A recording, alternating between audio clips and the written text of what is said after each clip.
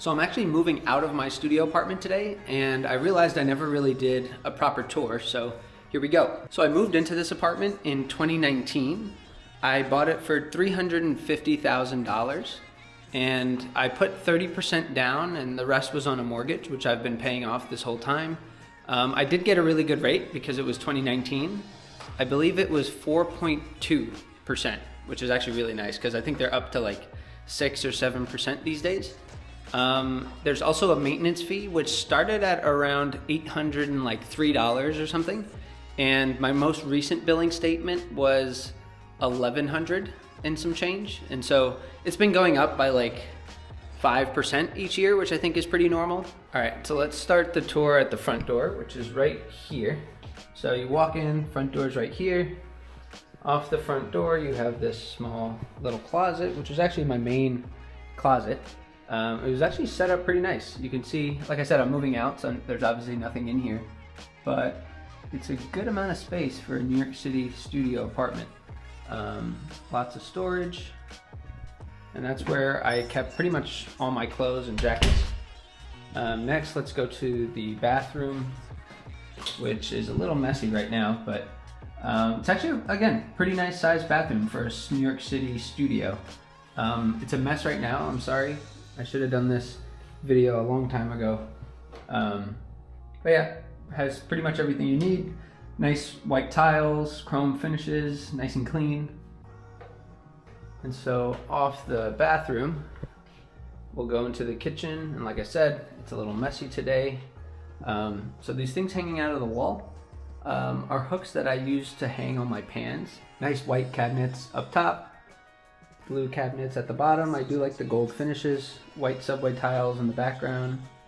Yeah, so that little prep station over here is where I had my coffee maker and my air fryer. Down here I had storage, little stove, and a decent amount of counter space. Like I said, it's not a really big kitchen, but for New York City, it's not bad. And the fridge is actually over here. So when I moved in, this was actually a closet with a door, and the person living here had a small fridge like right there, and so I decided that I just took out the small fridge and put in this big one here, and just sacrificed the closet. But even though I have a full-size fridge now, I still have a lot of storage up top, which essentially act as my pantry. So now we're going to go into the living area. So off the kitchen, you have this closet, which was kind of like my everything closet.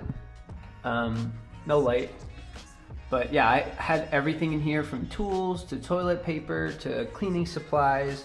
I had most of my sneakers in the door here. I had some weights.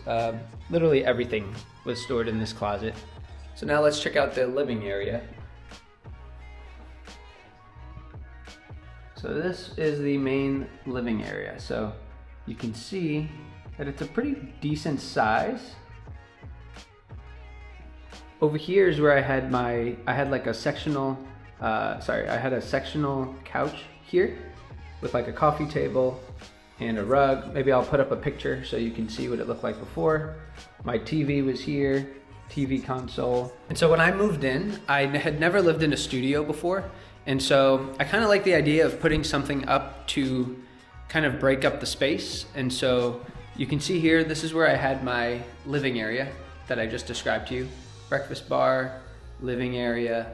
And then my dad and I actually put up this sort of sliding door thing to act as a room divider. And so it's actually pretty cool. We bought it at IKEA, and I think it was actually meant to be the door of one of the closets that they sell.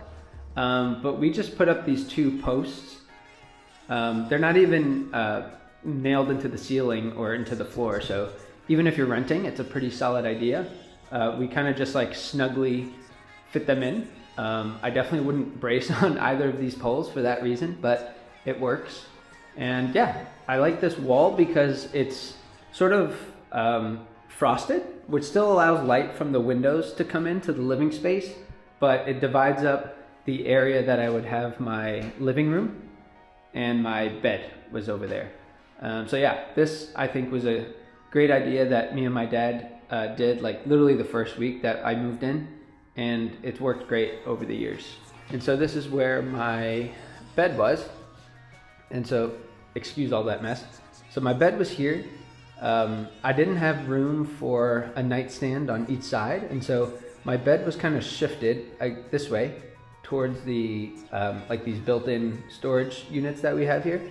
And yeah, I had a nightstand over here and a full bed over here and some shelving on the wall, and then I put a dresser up against the wall here. Like I said, I'll put some pictures so you guys can kind of see what it looked like with all the furniture in here. And yeah, I mean, I don't have the best view in the world, but I didn't expect that, this being my first apartment in New York. And so I just look at the building next door. It's winter time now, and so the trees don't have leaves, but in the summer these trees have some leaves, and it actually looks pretty nice when you look out and it's all green. Honestly, I couldn't have been happier in this apartment. I have a lot of good memories in this apartment. My wife, my girlfriend at the time, she moved in with me when I was living here by myself. We got engaged a few years ago. That was in this apartment. We got married, and then we continued living in this apartment. So yeah, a lot of good memories, but we just kind of outgrew the space. As you can see, there's not much space for a growing family. I feel like a lot of the New York City apartment videos on YouTube are kind of showing these glamorous apartments in these luxury buildings with like these insane views, and they talk about, you know, however much they spend in rent or for the apartment. But I wanted to give you guys like a realistic take on what living in New York City could look like. It's definitely not only for rich people, no matter what you might hear, but you do sacrifice a lot. You know, obviously living in the studio, I sacrificed space, but it allowed me to live in the best city in the world, and I would not have traded it for anything else. But I'm excited that my wife and I have the privilege to move on and move into a larger apartment. So I hope this little tour gave you guys some good insights into what it could look like living in New York City as sort of a normal middle-class person. Like I said, you don't have to be super wealthy to live in New York City. You just probably will have to make some sacrifices. So as we start hunting for our next apartment, I'm gonna upload videos on everything that we're seeing. I'll give you guys prices and just bring you guys along, and that way you guys can see what living in New York City could look like for you. Peace.